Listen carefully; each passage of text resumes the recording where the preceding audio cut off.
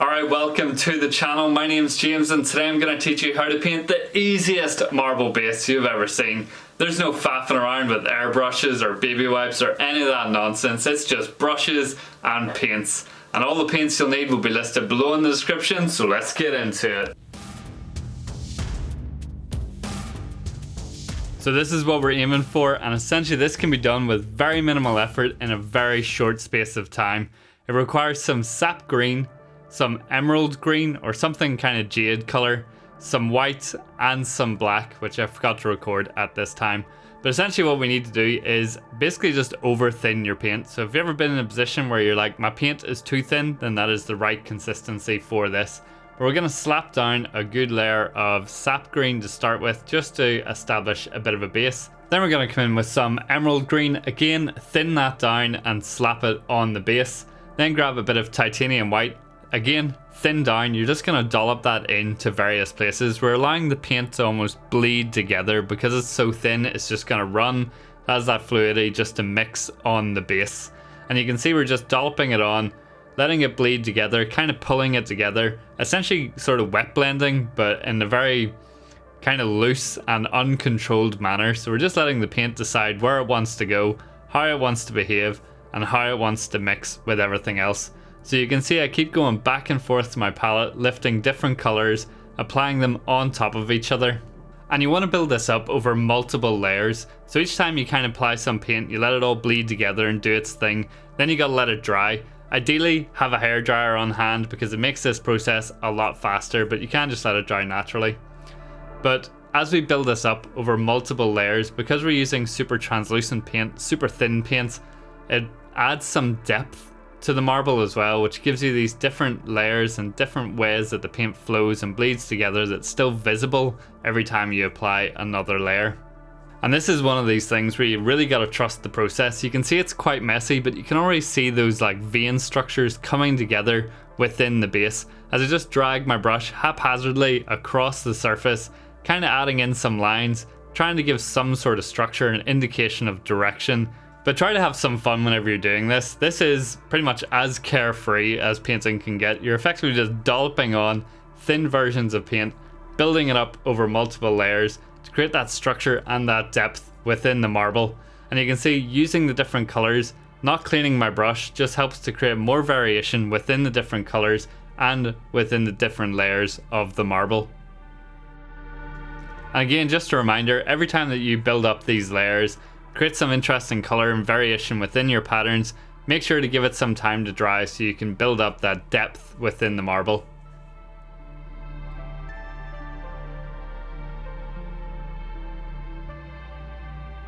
So I'm starting to get a wee bit more refined with it here. I'm being a wee bit more selective with where I place my white spots or my brighter areas within the paint, but again still letting it bleed together, letting it do its own thing, letting it decide what way the veins start to build up and how they shape the different sections of the marble.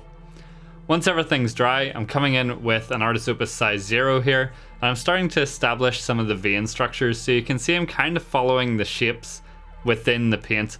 So the shapes that have already been decided for me by applying those multiple layers of thin paint and letting them bleed together. Just taking my time, building up the different patterns using a mix of the emerald green and white to build up those initial veins.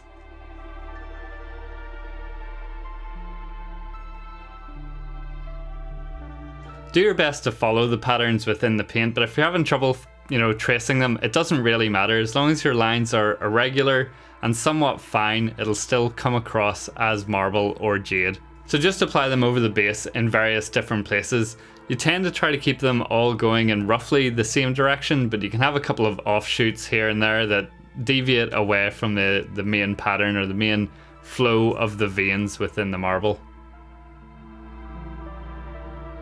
But again, we've thinned down the paint a wee bit here so it is translucent and we're not building up our lines in an overly aggressive fashion.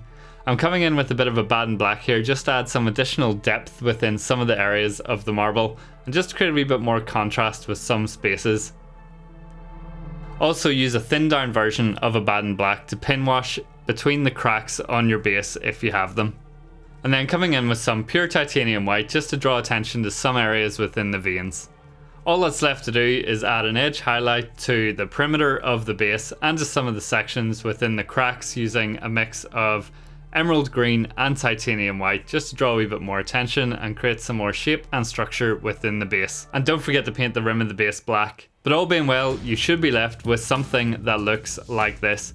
I think this is a super effective and fast way to create marble effects within your bases.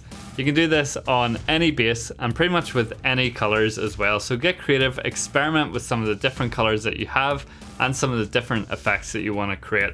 If you'd like to see me do this with another color set, please let me know. Otherwise, I can't wait to see your marble bases. If you want to share any pictures with me, hop on into the Discord and drop them into the whips or completed projects. Hopefully you found that useful. If you have any comments, questions or suggestions for future videos, please drop them below in the comments. And if you want to take your painting to the next level, I have a Patreon that's focused around feedback and coaching.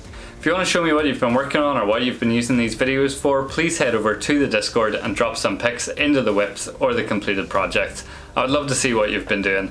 Just want to say thank you again for watching, and I'll catch you at the next one. All links can be found below in the description, and don't forget to like and subscribe.